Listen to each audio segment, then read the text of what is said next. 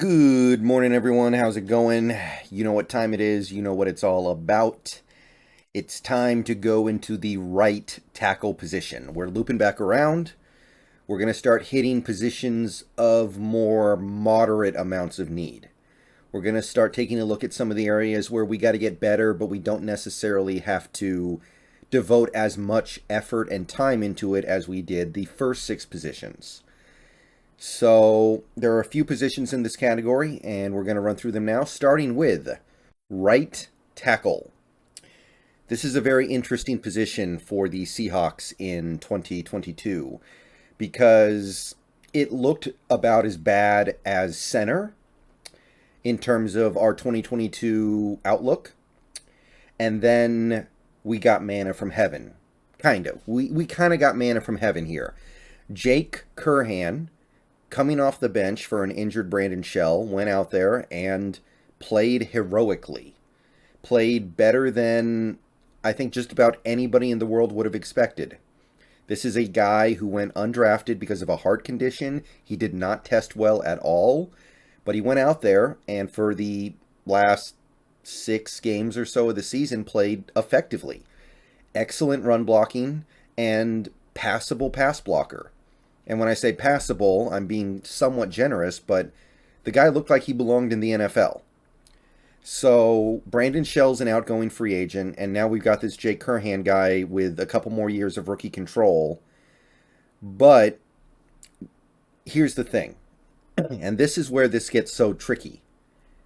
Going into 2022 with Jake Curhan as the penciled in starter and just giving him the starting role before training camp and just going forward assuming that he's the guy, that is playing with fire because at the end of the day, this is still a UDFA in his second year, minimal experience because he only played, 6 games last year, and it's not like he was locked down over there. He does have issues with his pass protection, and we all know that we don't right now we're moving forward thinking that in order for our quarterback to be the best version of himself at this age, he needs a really great offensive line.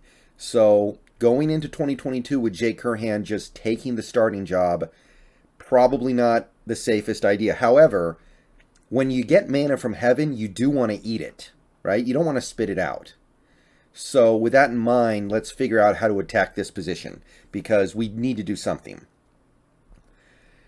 And what I would really like to do is bring in a veteran right tackle who is pretty good, who is decent, and then Curhan and this veteran X compete in the offseason, compete in training camp, the preseason for the starting job. May the best man win.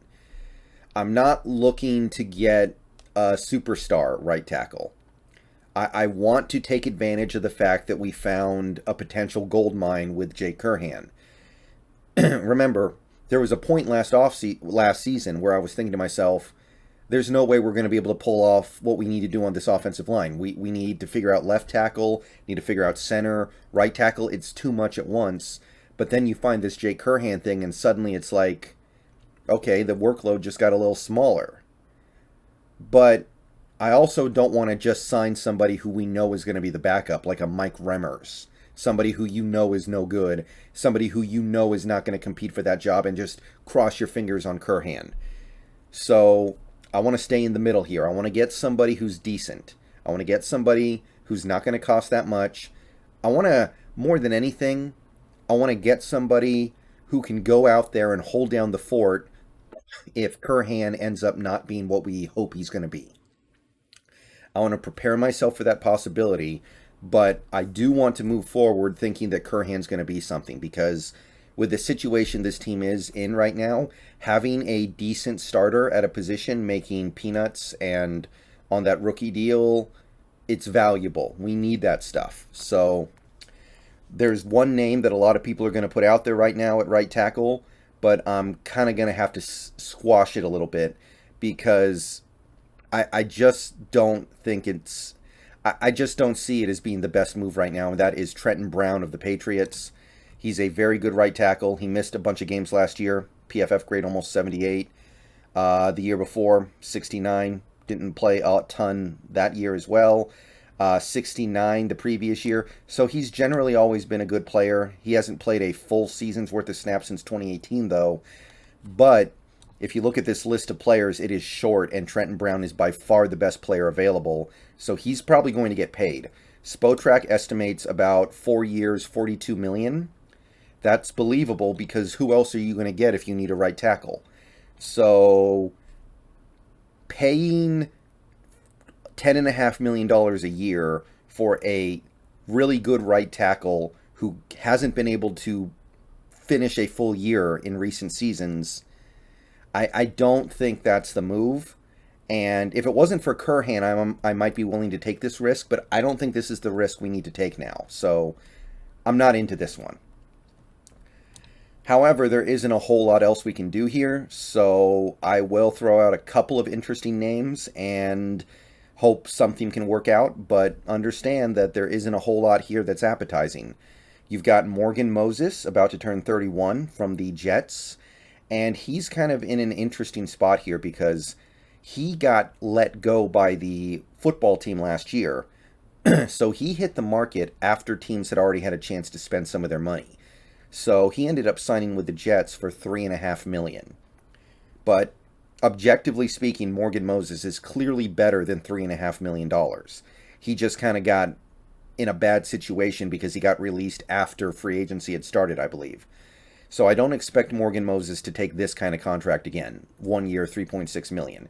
This is a good player. He played a full season in 2021, 71 grade, very solid. Year before, 80.6, full season's worth of snaps. The year before, not quite as good, but still good. 850 plus snaps, 65 grade. This is a good right tackle, solid player. And I think that you will see him get a more normal contract, but Spotrac thinks he's getting 3 years, $23.4 million, so $7.7 million a year. I don't know if he's going to get that, but he might. And if he was willing to take something a little more normalized, towards 2 years, $14 million. Maybe you could go the 3 years, $23 million ish. I'm thinking more like maybe 3 years, $21 million. That's not a bad idea because he'll give you somebody who can be your pull the cord in case of emergency option if the Krivoshein thing doesn't work out. But that is the kind of money you would pay a guy you expect to start. So it's a little bit titchy here, where you know you got to spend big money at left tackle, probably center. You've got a lot of expenses on defense. You need a running back. You need tight ends.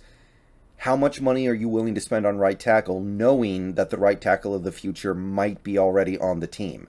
Because it would really be a shame if you spent big money on a right tackle like a Morgan Moses, even if it's just $7 million a year, and then Krivoshein outplays him, and Moses is just sitting on the bench all year.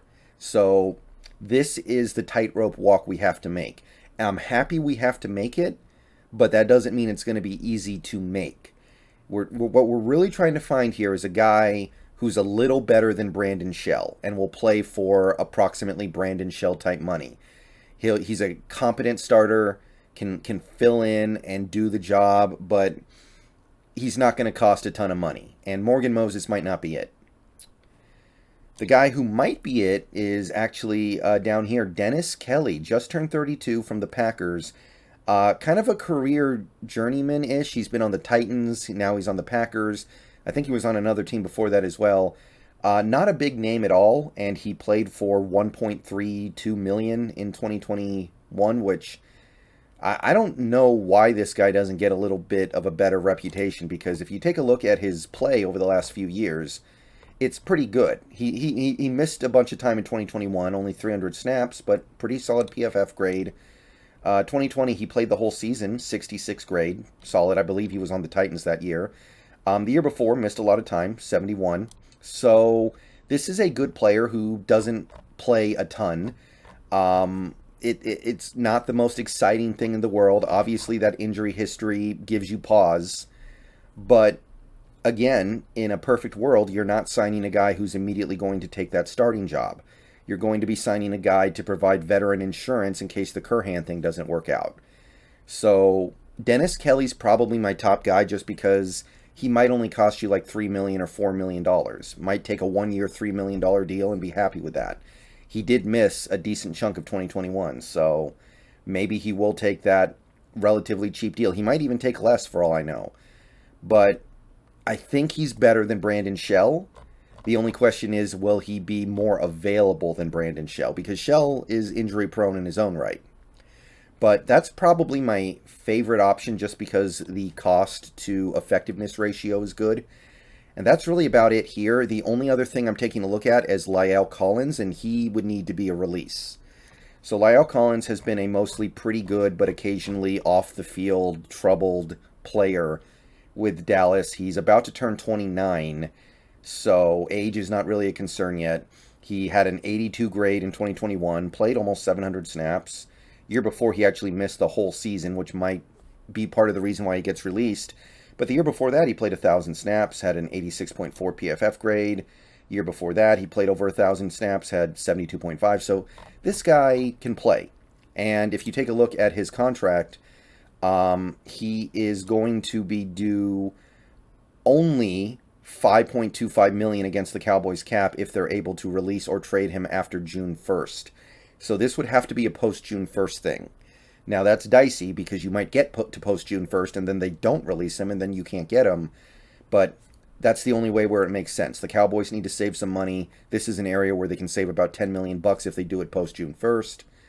So you can't really count on it, but it's on the table. He's a solid starter. I don't know how much he would cost, but it might not be a ton because he already got paid big by the Cowboys. And that's it. I mean, what am I going to do? Sit here and pretend like we're going to bring back Jermaine Ifedi to play right tackle? No. Am I going to say we're going to get Mike Remmers when he was washed up like 6 years ago? No. So, yeah, it's a little grim. But those are the options as I see them right now.